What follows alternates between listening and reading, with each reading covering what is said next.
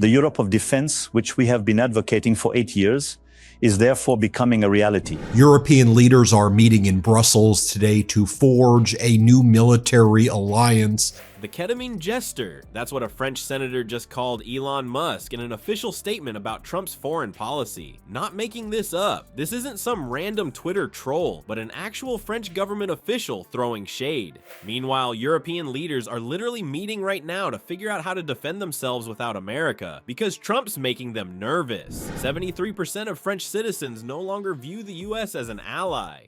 How did we get here?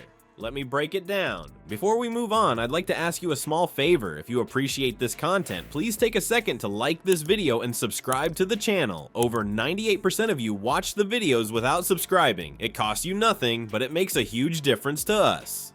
So, did you click the subscribe button? Great, thank you so much. Now, back to the video. Remember that friend who always had your back, who'd drive you home when you were drunk and help you move your couch? Now, imagine that friend decided your bully was actually a pretty cool dude and started sharing your secrets with him. That's exactly what Europe is feeling right now with Trump's Putin love fest. The betrayal is real, folks. European leaders are meeting in Brussels today to forge a new military alliance. This aggressiveness seems to know no boundaries, and Russia at the same time continues to rearm itself. And a new military relationship, likely, that does not involve the United States of America. For over 7 decades, America has been Europe's military sugar daddy through NATO. We've been the muscle, the brains, and honestly, the wallet behind European defense since Hitler got his butt kicked. But now, that relationship status has officially changed to it's complicated. As the Trump regime has pulled the United States of America into an axis of evil with Vladimir Putin of Russia. It does this in the air, at sea, in space, and behind our screens. As well as Hungary and Belarus voting against our NATO allies, attacking our allies. What's happening in Brussels right now would have seemed like political science fiction just a few years ago. European leaders are literally designing a new military alliance that gives America the cold shoulder. This isn't just some petty disagreement about who pays the NATO bill. This is divorce court, and Europe wants the house, the kids, and the dog. The meeting in Brussels isn't just another boring summit with fancy water and stale crackers. It's a full-blown intervention for Europe's defense addiction to America, and Macron isn't mincing words either. French President Emmanuel Macron delivered an incredible speech to the people of France yesterday. Russia tries to manipulate our opinions with lies spread on social media, and fundamentally, it tests our limits. Where he talked about the new way forward. Let me share with you what French President Emmanuel Macron said. Here, play this clip. When the French president talks about Europe's future not being decided in Washington or Moscow, he's basically saying, thanks for the memories, America, but we're swiping right on independence now. But here's where it gets serious. Macron isn't just talking tough while eating baguettes and sipping espresso. The French president announced a game-changing policy that lets European countries boost their military budgets without it counting against their deficit limits. For anyone who doesn't speak economics, that's like your credit card company suddenly saying, hey, weapons shopping doesn't count toward your limit. It's a blank check for a European military shopping spree. The future of Europe does not have to be decided in Washington or Moscow. And yes, the threat is coming back from the east, while helping these countries to arm themselves further.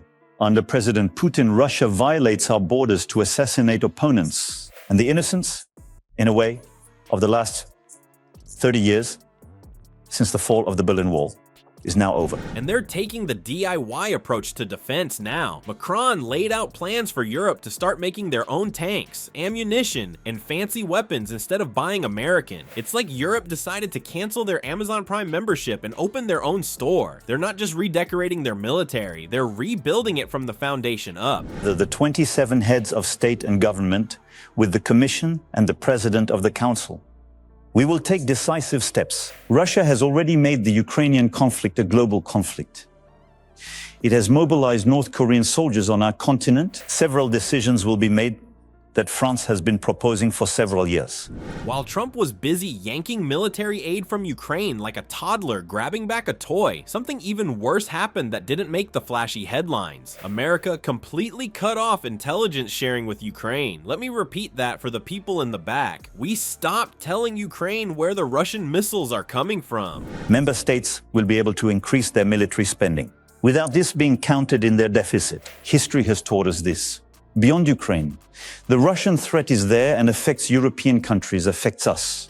Massive joint funding will be decided to buy and produce on European soil ammunition. That's like taking away someone's umbrella during a thunderstorm, and then also taking away their weather app. Ukraine isn't just missing bullets now, they're missing the crucial information that kept their citizens alive. Experts are saying this intelligence blackout might actually be more damaging than losing the weapons themselves. It's the difference between fighting blindfolded or with your eyes open. Tanks, weapons, and some of the most innovative equipment. I have asked the government to be mobilized, and it's the law of the strongest that applies, and peace can no longer be guaranteed on our continent itself. On the one hand, it strengthens our armies as quickly as possible, and on the other hand, it speeds up reindustrialization in all our regions. So while Trump's over here playing footsie with Putin under the diplomatic table and sending love letters to Kim Jong-un, he's treating our actual allies, you know, the ones who don't threaten us with nuclear annihilation, like they owe him money for a bad hotel stay. Europe's watching this dictator dance party, and they're understandably freaking the hell out. I will bring together with the relevant ministers, the industry leaders in the sector in the coming days. Macron, you can see how seriously they are taking the ultimate betrayal by Donald Trump. A country can invade its neighbor in Europe with impunity, then no one can be sure of anything anymore. The consequences are already showing up in the numbers. A jaw-dropping 73% of French citizens, people who literally helped us create democracy by the way, no longer see America as an ally. These aren't just hurt feelings that can be fixed with a gift basket and an apology note. This is a fundamental breakdown in trust that's taken generations to build. Trump's presidential hobby of playing international friendship roulette has European leaders doing more than just clutching their pearls and complaining. They're putting their money where their mouths are. Or as the Europeans might say, they're voting with their euros. They're building a future where American protection isn't part of the equation. And once those institutions get built, they don't just disappear when a nicer president comes along. We're witnessing the funeral for American global leadership in real time, folks. French Senator Claude Malloret just dropped the ultimate truth bomb about Trump. There's no point in being his ally since he won't defend you. Ouch! That's like your bodyguard saying he'll protect you, unless someone scary shows up.